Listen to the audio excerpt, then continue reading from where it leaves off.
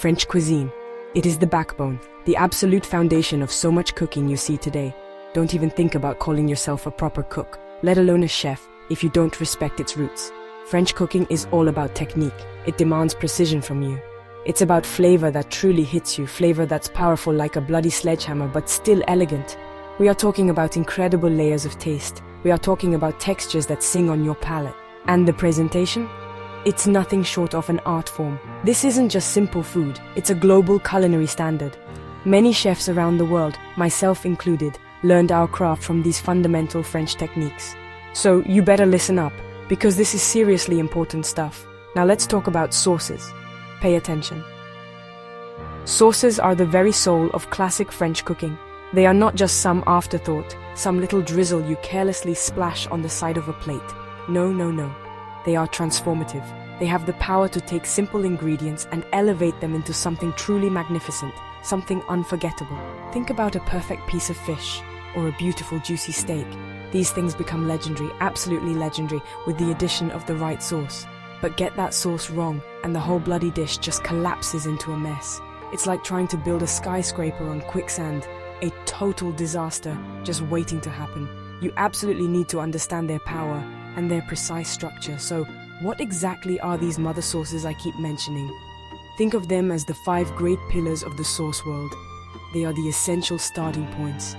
From these 5, you can create hundreds, even thousands of other delicious sauces. They are the absolute foundation of your sauce-making repertoire. If you can master these 5 key sauces, you've basically got the keys to an entire kingdom of flavor. We are talking about bechamel, veloute, espagnole, sauce tomate, and hollandaise. Every single one is distinct. Each one has its own unique character and purpose. And each one is absolutely bloody essential for any aspiring cook to know inside and out. This system of mother sauces wasn't just pulled out of thin air, you know. It didn't magically appear. We owe a great deal to brilliant chefs like Marie-Antoine Carême. He was working back in the 19th century. People called him the king of chefs and the chef of kings, and for good reason. He was the one who codified, who wrote down and organized many of these crucial techniques. Later, another culinary giant, Georges-Auguste Escoffier, refined the system in the early 20th century. It was Escoffier who famously trimmed Carême's longer list of sauces down to the core 5 we focus on today. These blokes understood something vital. With a solid, reliable foundation, true culinary creativity can genuinely flourish. So show some damn respect for the history. Right, let's get down to business. No messing about. First up is bechamel. This is your classic fundamental white sauce. It looks simple, it sounds elegant, but trust me, it's bloody easy to mess up if you are not paying full attention. It is made primarily from milk. That milk is then thickened with a white roux.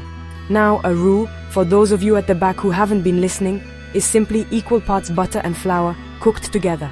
For a bechamel, it absolutely must be a roux. So don't you dare let it get any color. You cook it gently, very gently, just enough to cook out that raw, pasty flour taste. Then you slowly whisk in hot milk. I repeat, slowly. If you rush it, you'll get lumps, and then I'll be having serious words with you. What's bechamel good for, you ask? Oh, it's good for plenty of things. It is the heart and soul of a traditional, comforting lasagna. It's that creamy, indulgent goodness you find in a perfect croquet monsieur sandwich. You can also use it as a versatile base for a delicious cheese sauce. Just stir in some grated Gruyere, or perhaps some sharp cheddar, and boom! You've instantly created a Mornay sauce. See that? A mother sauce already making its own little sauce babies. It's also fantastic when used in gratins, particularly with vegetables like cauliflower or potatoes, baking them to perfection. It adds richness, a wonderfully smooth texture, and a deeply comforting quality to so many dishes. But remember, seasoning is absolutely key. A tiny pinch of nutmeg, salt, and white pepper. These are essential. Next in line is veloute. This is another white sauce from our mother sauce family. But there's a crucial difference you need to understand. Instead of using milk like bechamel, a veloute uses a light-colored stock. We are talking about chicken stock, veal stock, or even a delicate fish stock.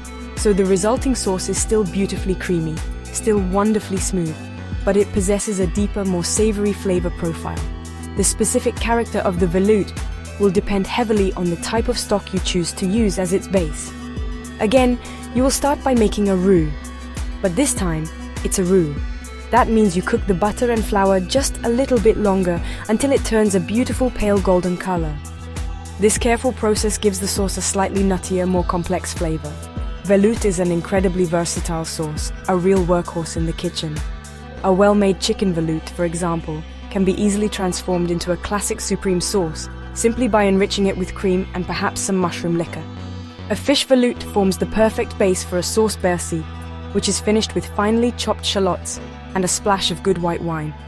It's absolutely brilliant when served with poached chicken or delicate fish. It can also be used to enrich soups, giving them body and flavor, or serve as a starting point for other elegant, refined sauces. The absolute key here is to use a good quality stock. If your stock is rubbish, your veloute will be rubbish. It's as simple as that. There are no shortcuts on quality ingredients ever. Now we are moving into darker, more intense territory with sauce espagnole. This is a rich, deeply flavored brown sauce. It has got a serious depth of flavor that you have to respect. We're talking truly intense, a real powerhouse. It all starts with a brown roux. That means you cook your flour and butter for longer, until it's properly browned and develops a distinct nutty toasted aroma. Then you add a dark, rich stock, typically a beef stock or a veal stock. But it doesn't just stop there, oh no. Espagnole gets its wonderful complexity from the addition of mirepoix. That's your finely diced carrots, onions, and celery, and often some tomato puree or fresh tomatoes to provide a touch of acidity and a deeper color. Making a proper espagnole sauce takes time. You need patience. It's not a sprint, it's a marathon. The sauce needs to simmer slowly, very gently, for a considerable period. This allows all those wonderful, complex flavors to meld together, to marry and deepen into something truly special. It is also often skimmed meticulously throughout the cooking process. This removes any impurities that rise to the surface, resulting in a clearer, glossier final sauce. This is not a quick 5-minute job, so don't even try it. Espagnole is the crucial foundation for many other classic brown sauces. Think of a rich bordelaise sauce made with red wine, shallots, and bone marrow, or a hearty chasseur sauce, featuring mushrooms and white wine. Its inherent richness makes it perfect for roasted meats like beef, lamb, or game. Next up, we have sauce tomate. Yes, it's a tomato sauce. But don't you dare even think of that sweet, watery, sugary stuff you might squeeze from a plastic bottle. A classic French sauce. Tomate is far more refined, far more sophisticated than that. It is richer, it is more complex, and it has a depth of flavor that is worlds apart. It traditionally starts with a piece of salt pork, rendered down to release its savory fat and flavor. Then aromatic vegetables like onions and carrots are slowly sautéed in that fat until tender. Tomatoes are the undeniable star of this show, of course. Fresh, ripe, juicy tomatoes are always best if you can get them, or at least use good quality canned tomatoes. Garlic, herbs like thyme, and a bay leaf, and sometimes a little stock are added to the pot. This vibrant sauce is then simmered gently until it has thickened considerably and all the flavors have developed beautifully, creating a harmonious taste. Some very traditional versions of sauce tomate might even use a light roux for thickening, though many modern interpretations tend to rely on the natural reduction of the tomatoes and stock to achieve the desired consistency. It's a much more versatile sauce than many people might initially think. It is not just for pasta, believe me. It can be served wonderfully with chicken, with veal, with eggs, or even with certain types of fish. It also serves as the essential base for many rustic Creole sauces or a classic Provençal sauce, which is bursting with garlic, olives, and fragrant herbs. A well-made sauce toma is bright, intensely flavorful, and incredibly satisfying. It's like a taste of sunshine, even on a miserable, cloudy, bloody day. Right, we've reached the final mother sauce, Hollandaise. Now this one is a little bit different from the others. It's an emulsified sauce. What that means in simple terms is that you're basically forcing fat, in this particular case, lovely clarified butter and water-based ingredients to become firm friends and combine smoothly. It's primarily made with fresh egg yolks, a touch of lemon juice or sometimes vinegar for that crucial acidity, and that wonderfully warm, golden, clarified butter. It sounds simple enough on paper, doesn't it? But it is notoriously tricky to get right. Get the temperature wrong, even slightly, or add the butter too quickly and it'll split. Absolute disaster. You'll end up with a greasy, separated, curdled mess instead of a smooth, creamy, glorious sauce. So intense concentration is absolutely key here. How do you make it perfectly without having a complete kitchen meltdown? You do it gently. very, very gently. You need to whisk your egg yolks and your lemon juice together over a bain-marie. For those who don't know, a bain-marie is just a gentle double boiler setup. A bowl set over a pan of simmering water, not boiling. You want to cook the yolks very slightly, just enough to make them light, airy and foamy, but you absolutely do not want to scramble them. Then, very, very slowly, you drizzle in the warm clarified butter, whisking constantly and vigorously. Whisk, whisk, whisk, whisk like your bloody life depends on it, because in this moment it kind of does.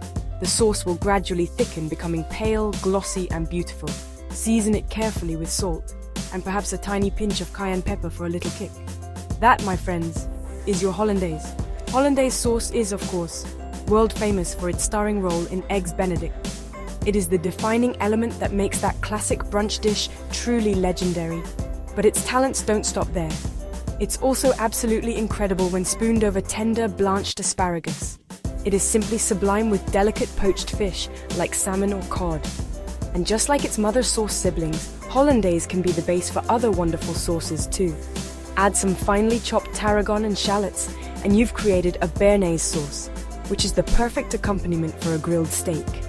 If you gently fold in some whipped cream, it transforms into sauce mousseline, which is lighter and even more delicate.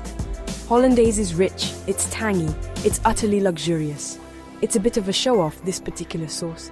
But when it's done right, it is absolutely, undeniably worth all the effort. So there you have it, the 5 fundamental mother sauces of French cuisine: bechamel, veloute, espagnole, tomate, and hollandaise.